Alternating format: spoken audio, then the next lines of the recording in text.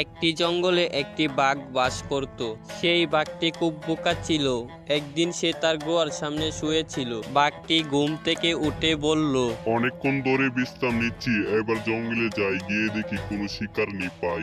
অনেক সাবধানে শিকার করতে হবে, আমার হাত থেকে শুধু শিকার ছুটে যায়। জঙ্গলের পশুরা অনেক চালাক হয়ে গেছে, কোথায় যে লুকিয়ে থাকে তাদেরকে খুঁজেই পাওয়া যায় না। এমনিতেই আজকে দেরি হয়ে গেছে, একটু তাড়াতাড়ি যাই জঙ্গলে, তা না হলে আবার ওদেরকে পাবো না খুঁজে। বোকা বাঘ এই রকম কথা বলে সে জঙ্গলের দিকে রওনা দিল।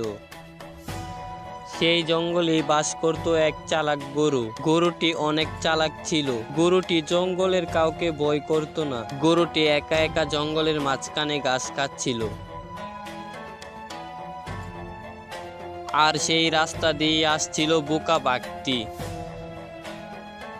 বাঘটি গরুটির সামনে এসে হুঙ্কার দিয়ে বলল, এই গরু, তোকে আমি খাবো। আমার খুব খিদে পেয়েছে, এক্ষুনি তুই আমার কাছে আয়, আমি তোকে খাবো। তুই কিন্তু চালাকি করিস না, তুই হলে একটি গরু, তুই দৌড়ে পালাতে পারবি না। আমি সকাল থেকে কোনো শিকার পাচ্ছি না, তোকে পেয়েছি, এখন আর আমি তোকে ছাড়বো না। তোকে এখন আমি শিকার করে খেয়ে ফেলবো, তোর কোনো ইচ্ছে থাকে তুই আমাকে বল। বাঘের মুখে এই রকম কথা শুনে তখন গরু বলল, হ্যাঁ বাঘমশাই, আমার একটি ইচ্ছে আছে। আমি তো অনেক শুকনো, আমার শরীরে কোনো মাংস পাবেন না, শুধু হাড্ডি। তাই এই জঙ্গলের মাঝখানে যে গাছগুলা দেখছেন, ওই গাছগুলা আমি খেয়ে একটু মোটা তাজা হই। এরপর না হয় আপনি আমাকে খেয়ে নিয়েন। এখন তো আপনি আমাকে খেয়ে স্বাদ পাবেন না, তাই আমি এই জঙ্গলের গাছগুলো খেয়ে একটু মোটা তাজা হই, পরে না হয় আপনি আমাকে খেয়ে নিয়েন। এই রকম কথা শুনে তখন বাঘ গর্জন দিয়ে বলল, তুই আমার সাথে কোনো চালাকি করবে না তো? আমি যদি তোকে ঘাস খাওয়ার জন্য সুযোগ দিই, তুই আমার হাত থেকে আবার পালিয়ে যাবি না তো? তুই আমাকে বোকা ভাবিস না, তোকে ঘাস খাওয়ার সুযোগ দিলে তুই আমাকে বোকা বানিয়ে আমার হাত থেকে পালিয়ে যাবি। হাই হাই, কি বলেন এসব বাঘমশাই? আপনার তো সৌভাগ্য যে আপনি আমাকে খেতে চেয়েছেন। আচ্ছা যা, আমি তোকে একটি সুযোগ দিয়ে দিলাম, তুই এই গাছগুলাকে একটু মোটা তাজা হ, এরপর না হয়ে আমি কালকে এসে তোকে খেয়ে যাব।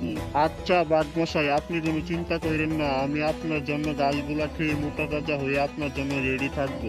আচ্ছা, আমি তোর কথা বিশ্বাস করলাম, কিন্তু আমার সাথে কোনো চালাকি করার চেষ্টা করিস না। বাঘটি এই রকম কথা বলে তখন সেখান থেকে চলে যেতে লাগলো। বাঘ চলে যাওয়ার পর গরুটি আনন্দে ঘাস খেতে লাগলো। গরুটি নিজের বুদ্ধি দিয়ে আজকের মতো সে বেঁচে গেল।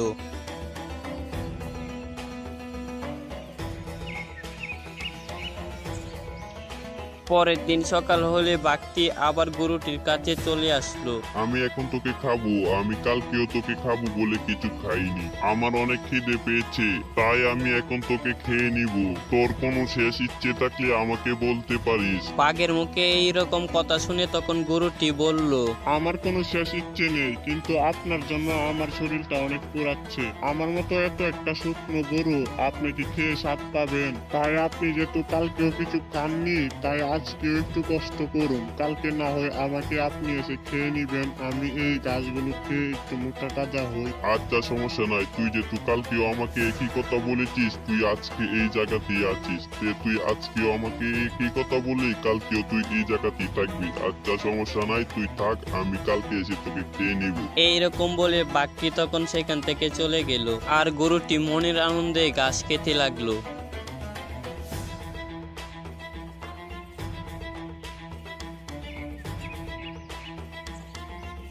পরের দিন সকাল হলে বাঘটি এসে দেখে গরু গাছের উপর বসে আছে। গরুটি যেহেতু গল্পের গরু, তাই সেই গাছে উঠতে পারে।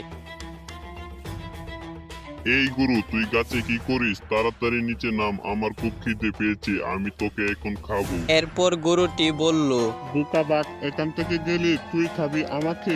আমি তোকে এই 2 দিন মিথ্যে কথা বলেছি যাতে তুই কিছু না খেয়ে থাকিস। আর আমি এই 2 দিনে জঙ্গলের পুরো ঘাস খেয়ে নিয়েছি, আমার আর 1 মাস খাওয়া লাগবে না। বোকা বাঘ, এখন তুই না খেয়ে যত পারিস আমার কাছে নিচে বসে থাক, তবু আমি নামবো না। এই রকম কথা শুনে তখন বাঘটি বলল, আমিও দেখবো তুই না খেয়ে কতদিন গাছের উপর বসে থাকতে পারিস? তোকে তো নামতেই হবে গাছ থেকে। আমি এখানেই বসছি, তুই যখন গাছ থেকে নামবে তারপরে আমি তোকে শিকার করব।